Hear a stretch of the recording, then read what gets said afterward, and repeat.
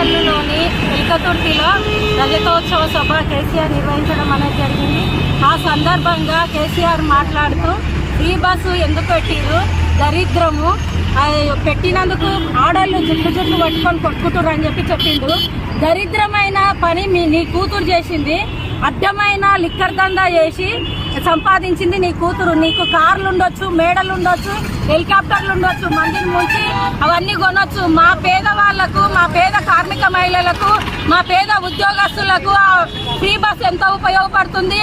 నెలకు ఒక 2-3 వేలు ఎంకికి పడుతున్నాయి. ఫ్రీ కరెంటు కానివ్వండి, 500 గ్యాస్ కానివ్వండి, సన్న బియ్యం కానివ్వండి, రైతులకు రుణమాఫీ కానివ్వండి. ఈ రకంగా కాంగ్రెస్ ప్రభుత్వం మహిళలకు ఉపయోగకరమైన పని చేస్తూ ఉంటే, పథకాలు పెడతా ఉంటే కేసీఆర్ జీర్ణించుకోలేక కడుపు ఉబ్బరం లేచి నిన్న ఫామ్ హౌస్ లో కూర్చొని